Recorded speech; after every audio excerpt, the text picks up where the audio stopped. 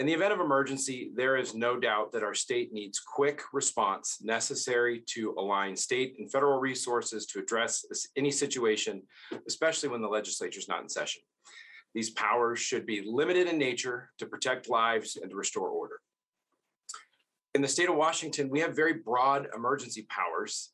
And during the COVID pandemic, it has become very clear that we are lacking in needed checks and balances and legislative oversight and input on those powers. We're actually one of only a few states that don't have any checks or oversight on emergency powers. House Bill 1772 is really designed to restore those checks and balances and put governance back where it belongs with the governed. You know, we are all elected to represent our constituents across the state, and our constituents expect us to speak up on their behalf. This bill, as mentioned, limits states of emergencies to 60 days. Now, that's 2 months where the governor has unilateral power to restore order, protect life and property, and align state and federal resources. And if that needs to continue, he would come to us as the legislature for authority and approval. Why is that important? Article 1, Section 1 of our Constitution states that all political power is inherent with the governed. And in order for us to, honor that and honor our oaths as representatives, we should be party and part of those discussions. It's important that the governor works with the legislature, because we're not just dealing with, a state of emergency. We're also dealing with suspension of statutes as well as prohibiting activities. Moving forward, he or she should work with us to make sure that we are all in agreement and can work together as a state to address an emergency. Obviously, COVID was a unique challenge that I don't think most of us were really thinking about when our emergency powers were broadened. We were thinking traditionally of an earthquake or a tsunami, a volcanic eruption, where we would have immediate disruption and a need for quick executive action.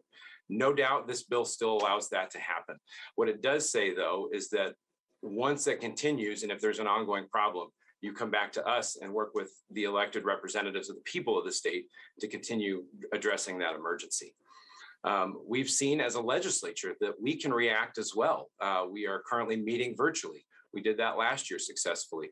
We've shown that, even though there may be a temporary disruption, there is really an ability for us to meet and continue to conduct this people's business. One of the things that impacted me the most during the last 2 years of the state of emergency were the panicked calls I'd get from businesses and individuals whenever they heard there was going to be a press conference.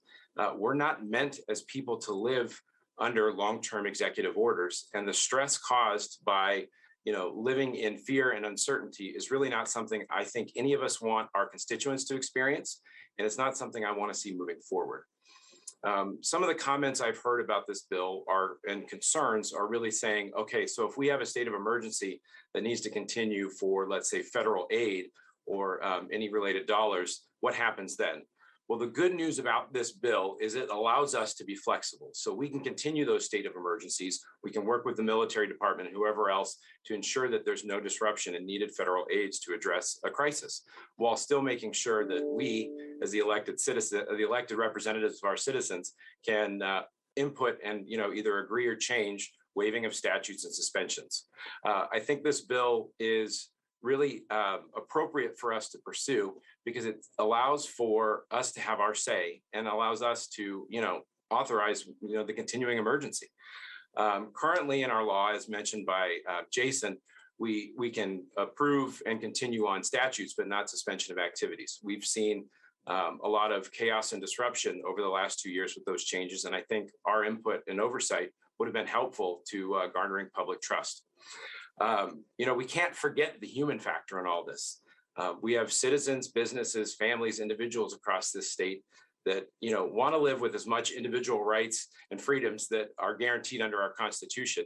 And they're willing and able to help out and chip in during states of emergencies, but they want to know that their voice can be heard. And we've seen with this emergency that is really an oversight on our part in the law, and this gives us an opportunity to fix that. So I'm happy to work with any of the committee members here to further enhance this bill, and I'd be happy to answer your questions right now.